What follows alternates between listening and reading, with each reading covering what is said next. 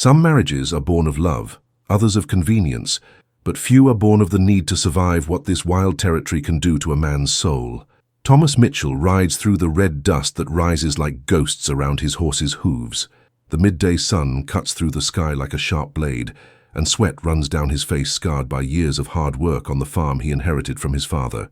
His hands, calloused and strong, hold the reins with the firmness of those who know every stone of this path. He no longer thought about the golden-haired girl he met when he was only 12. I didn't think about how she laughed when they played near the stream that cut through the land of both families. That was 15 years ago, when the world still allowed children to be just children. Her father's letter arrived 3 weeks ago, yellowed and folded so many times that the words almost crumbled on paper. The agreement made between the parents still stood even after all this time. Margaret would be waiting for him in the small town of Cedar Rock, a 2-day ride from his property. The memory of her was as vague as a photograph faded by time, but the promise made by their parents was as solid as the rocks that dotted these barren lands. The wind blows hot against his face, bringing with it the smell of sage and dry earth. Thomas pulls his hat down, shielding his eyes from the glare that seems to want to blind any man who dares to cross this desert. His farm is increasingly distant behind him, and with it the loneliness that has become his constant companion in recent years. The long, silent winters, the nights when the only sound is the wind howling through the cracks of the wooden house he built with his own hands. He doesn't know what to expect from Margaret. The sweet girl of his memories may have turned into anything during these 15 years. The territory has a cruel way of shaping people, especially women, who need to be tougher than iron to survive. Maybe she married another man. Perhaps she has fled to the east, seeking an easier life away from this place that punishes the weak and rewards only the most determined. But Thomas Mitchell is a man of his word, just as his father was before him. The promise made needs to be honored, even if it means riding through this hellish heat to find a woman who may not even remember her name. The agreement between the families was sealed with a handshake and the hope that two properties could come together, creating something bigger and stronger than either of them could be alone. The horse breathes, feeling the thirst that Thomas also feels.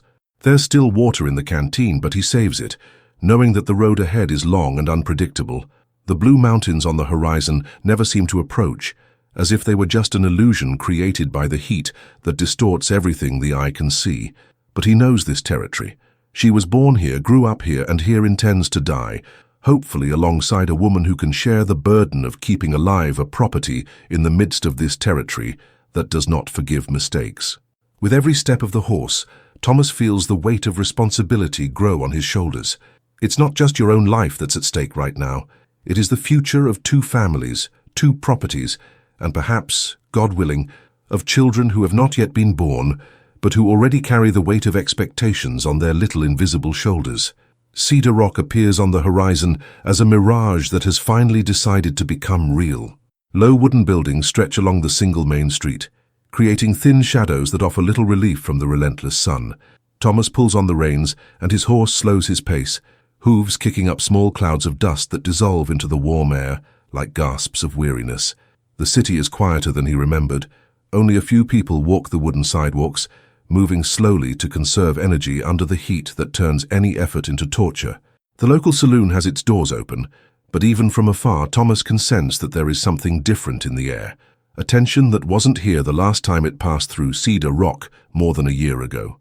He ties the horse in front of the small hotel where Margaret is supposed to be staying, according to his father's letter. The animal is tired, with its head down and flanks sweaty, but still strong. Thomas strokes the horse's neck before climbing the 3 worn steps that lead to the establishment's balcony. His boots make the wood creak under his weight, a familiar sound that reassures him in some strange way. The owner of the hotel, a thin man with a grey mustache, looks up as Thomas pushes the door open. There is recognition in her gaze, but also something that feels like caution. Thomas takes off his hat, wiping the sweat from his forehead with the back of his hand, and approaches the counter where a log book remains open, its pages yellowed by time and constant heat. The question about Margaret comes out more difficult than Thomas expected. The words seem to stick to her dry throat, as if 15 years of silence about her have created a barrier that now needs to be broken. The hotel owner shakes his head slowly, his eyes narrowing as if trying to decipher something complicated. Margaret is here, yes, but there's something about the way he talks about her that makes Thomas feel a strange butterflies in his stomach. even with all this heat. She is in room number 5 upstairs, but the man warns Thomas to be careful. Margaret is no longer the sweet girl he may be expecting. Something has happened to her during these 15 years, something that has turned her into a person that even the toughest men in town treat with respect and a considerable amount of fear. The owner doesn't go into details, but his eyes tell him everything Thomas needs to know. The stairs groan beneath his feet as he climbs, each step echoing down the narrow hallway like a racing heartbeat. The second-floor hallway is dimly lit, with only a small window at the end allowing some light to enter, creating long shadows that dance lightly with the warm breeze that manages to seep through the cracks in the old wood. Fourth number 5 sits in the middle of the hallway, and Thomas stops in front of the door for a moment that seems to last forever. On the other side of this simple wooden door is the answer to a question he has been carrying for 15 years. On the other side is Margaret, the girl who became a woman away from his eyes, shaped by experiences he can't imagine, but which, apparently, have left marks deep enough to make grown men lower their voices when they talk about her. He raises his hand to knock on the door but hesitates. Through the thin wood you can hear a strange, rhythmic, metallic sound, as if someone were working with iron. But that doesn't make sense. Not here. Not in a hotel room. Thomas shakes his head, attributing the sound to his imagination or perhaps the work of some blacksmith nearby, and finally knocks 3 times on the door. The metallic sound stops immediately. The door opens slowly, revealing first a shadow, then a face that Thomas recognizes and doesn't recognize at the same time. Margaret is there, but the golden hair of her childhood is now a dark brown, tied in a simple bun at the nape of her neck. Her blue eyes remain the same, but there is a hardness to them that was not there when she was 12. A harshness that speaks of things seen and lived that no child should know. She is taller than he imagined, almost shoulder length, and her hands catch his eye immediately. They're big hands for a woman with calluses that speak of heavy work, and there's something about the knuckles that feels different, thicker, stronger. When she reaches out to greet him, Thomas feels the force behind the grip, a force that goes far beyond what any woman should possess. The room behind her is neatly arranged. There are pieces of iron scattered on the small table, bars bent into impossible shapes, as if someone had played with them as if they were bread dough. Thomas tries not to show surprise, but Margaret notices his gaze and closes the door a little more, blocking his view of the interior of the room. She invites him to go down to the hotel balcony, where they can talk in more privacy. His voice is deeper than he remembered, with a tone that carries natural authority. As they walk down the hallway, Thomas notices that she moves with a strange grace, as if she is constantly measuring her own weight and strength, as if she is afraid of breaking something just for existing in the same space. On the porch, she chooses a rocking chair that creaks slightly under her weight, a sound that seems disproportionate to someone of her apparent build. Thomas sits in the chair next to him, and for a few minutes they just watch the dusty street of Cedar Rock, where a few people hurry past, avoiding looking directly at the hotel balcony. Margaret breaks the silence by talking about the 15 years that have passed. His family fell on hard times after he left. Her father died when she was 16, leaving her alone with her mother on a property that was constantly being attacked by bandits who knew that 2 women would not be able to defend themselves properly. Her mother fell ill the following winter, and Margaret found herself completely alone at 17. It was then that something strange began to happen. During one of the raids on the property, when 3 armed men broke into the house looking for money and other things, Margaret found herself trapped in the kitchen. In desperation, she grabbed an iron bar that her father used to fix the fence. He just wanted to scare them. But when he held the bar tightly, he felt the metal give way under his fingers, as if it were made of warm wax. The bandits were as shocked as she was. Seeing a young woman bending iron with her bare hands was enough to make them flee, convinced that they had found something supernatural. But Margaret knew it was nothing supernatural. It was just her, and a force that had always been there, asleep, waiting for a moment of absolute necessity to awaken. In the following years, she learned to control and use this force. She managed to maintain the property herself, repairing fences and tools with her bare hands, shaping iron as others shape clay. But loneliness grew inside her like a wound that never completely heals. When she received the letter about the marriage agreement, she saw an opportunity to finally have someone with whom to share not only her life, but also the weight of carrying a secret that isolates her from the rest of the world. Thomas listens to everything in silence, trying to process what he is hearing. The woman next to him is not only different from the girl he met, it is something completely new, something that challenges your understanding of what a person can be. But there's something in her eyes, a vulnerability hidden behind all that strength, that reminds him of the child who used to laugh by the stream. The silence that settles between them is as heavy as the air before a storm. Thomas watches Margaret's hands resting on her lap, trying to imagine how seemingly normal fingers can have the strength to shape iron. She notices his gaze and, without warning, picks up a small iron bar that was leaning against the balcony wall.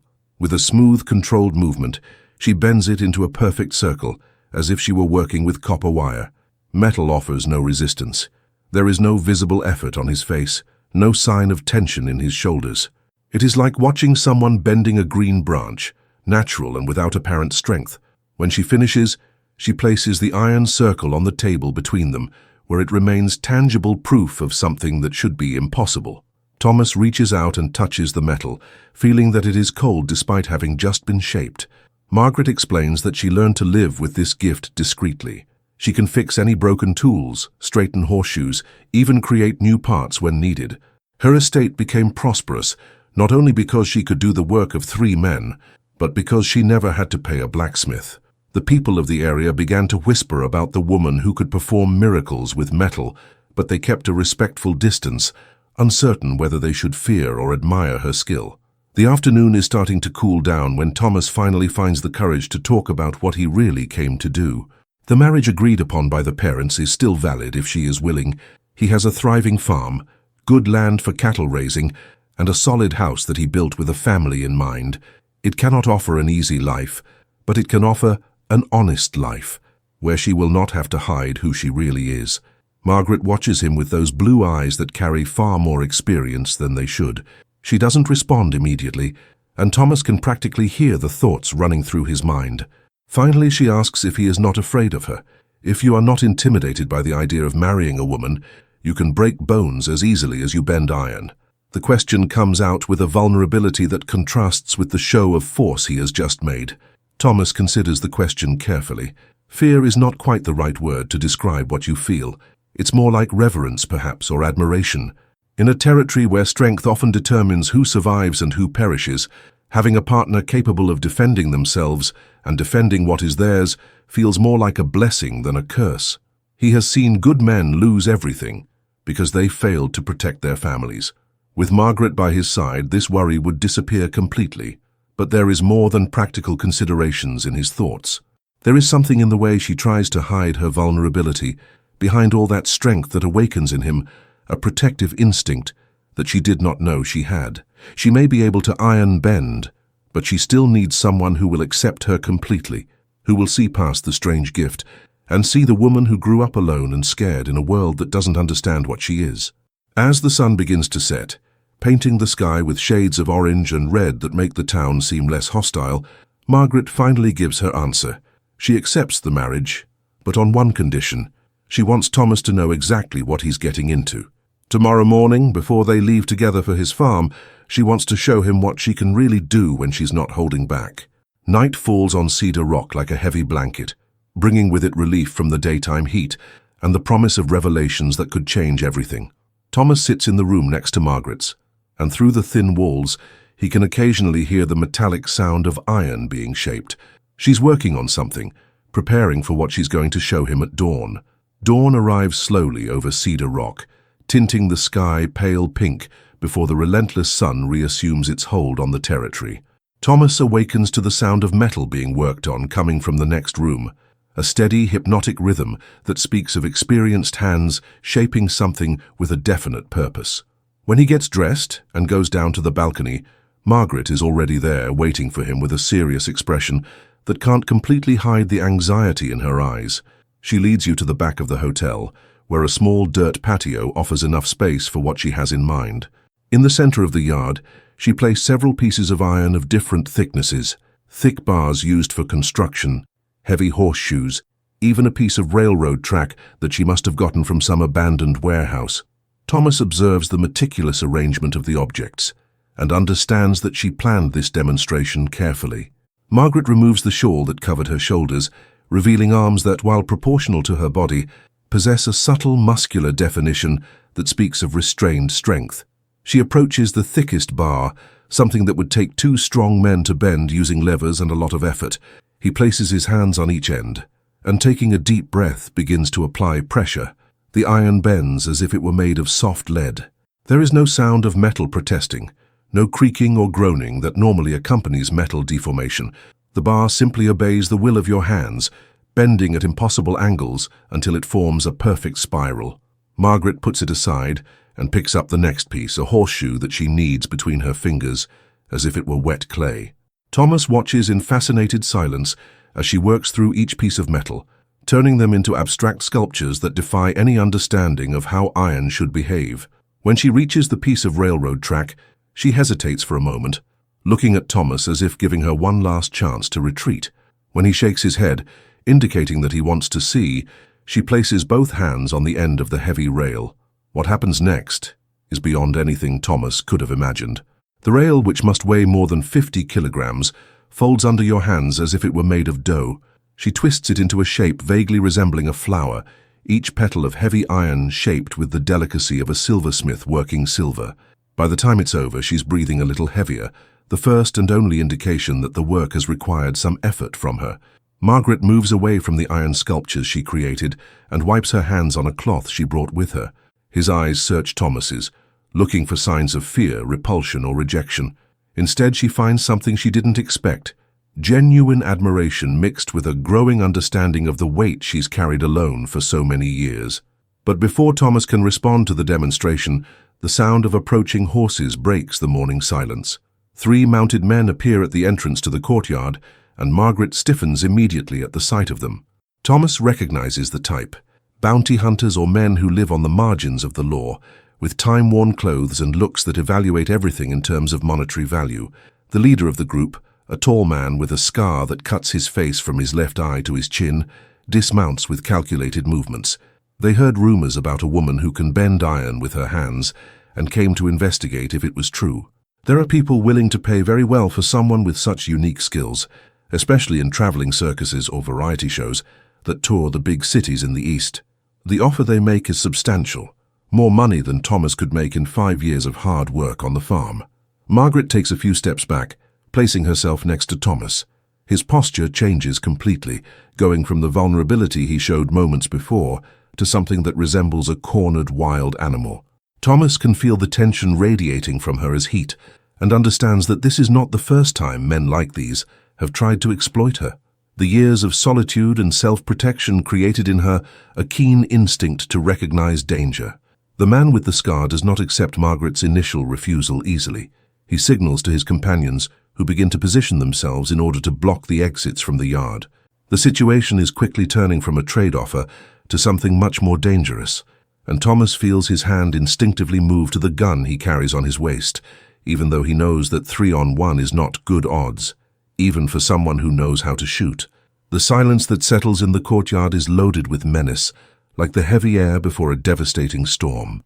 Thomas can feel the decision forming in Margaret's mind.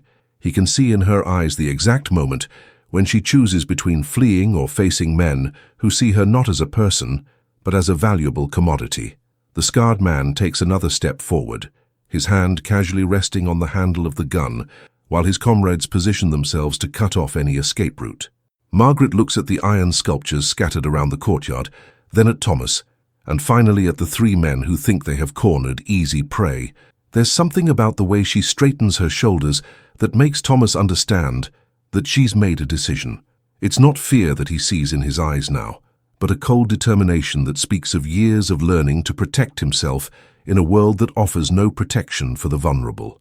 When the man with the scar makes mention of approaching her, Margaret picks up one of the iron bars she bent during the demonstration. With a fluid movement that defies comprehension, she straightens it completely, transforming the decorative spiral into a solid, straight stick. The sound of metal rearranging itself is low and ominous, like a warning whispered in the desert wind. The 3 men stop moving. There is something about the ease with which she manipulated iron that makes even men hardened by violence hesitate. The leader of the group tries to maintain his intimidating posture, but Thomas can see the uncertainty growing in his eyes. They came expecting to subdue an ordinary woman with an unusual skill, not prepared to take on someone who can weaponize metal as easily as others pick up a branch from the ground. Margaret steps forward, holding the iron bar as if it were a natural extension of her arm. His voice, when it finally breaks the silence, is low, but carries an authority that makes restless horses retreat a few steps. She does not threaten them with violent words or promises of revenge. Instead, she simply points to the sculptures scattered around the courtyard and suggests that they consider what she could do with iron that is not limited to decorative forms. The scarred man looks at the railroad track turned into metal flour, then at the straight bar in Margaret's hands, and Thomas can see the exact moment when arrogance turns to caution. There is a difference between hearing rumors about someone with unusual strength and personally witnessing heavy iron being molded like clay. The reality of the situation settles over the three men like a cold shadow. Thomas moves to stand next to Margaret, his own hand resting on the handle of his gun. He may not have her supernatural strength, but he knows the use of iron in a different way. The message is clear. They are not just two isolated people who can be easily intimidated. They are a unit, each complementing the strength of the other. The tension in the courtyard reaches its peak when the second man in the group makes a sudden movement towards his gun. Margaret reacts with a speed that surprises even Thomas. The iron bar in his hands moves in an arc that ends a few inches from the man's face, so close that he can feel the displacement of air. But it is not the proximity of the bar that makes him retreat. It is the way the iron curved during the movement, adapting perfectly to the space between them, as if it were liquid solidifying at the exact moment. The Scarman understands that he has found something beyond his ability to control. There is a difference between brute force and power that defies natural laws, and even men accustomed to violence recognize when they have encountered something they cannot overcome through conventional methods. He makes an almost imperceptible signal to his companions, and the three begin to slowly retreat towards their horses. They depart without further words, leaving only clouds of dust and the echo of hooves drifting away. Margaret remains motionless until the sound of the horses completely disappears into the distance, then lets the iron bar fall to the ground with a metallic sound that resonates in the silence that returns to the courtyard. Thomas approaches her, and this time he is the one who extends his hand first. Margaret accepts her without hesitation, and together they observe the iron sculptures scattered on the floor, silent witnesses to a confrontation that has sealed something deeper than a marriage agreement. They have proven to each other that they can face together anything this wild territory can present. An hour later, they leave Cedar Rock riding side by side through the red dust that rises like blessings around their horses' hooves. Behind them, the owner of the hotel collects the iron sculptures from the courtyard, keeping them as curiosities that may one day tell the story of an extraordinary woman and the man who knew how to see beyond her strength to find her heart. Ahead of them stretches the road that leads to Thomas's farm, where a new life awaits them, built on the solid foundation of mutual acceptance and shared courage to protect what is truly precious in this unforgiving world. If this story of courage and survival has touched your heart, you can't miss our upcoming adventures in the American Wild West, where men and women face their destinies under the relentless desert sun and discover that true strength lies not just in the muscles but in the ability to accept and be accepted for who we truly are. Subscribe to the channel so you don't miss any of these narratives that explore the deepest corners of the human soul amidst the wild vastness, and leave your comment below telling what was the most exciting moment of this story for you. It was when Thomas decided to accept Margaret completely, when she revealed her extraordinary strength, or perhaps that final instant when they set out together towards a future built on the solid foundation of mutual understanding.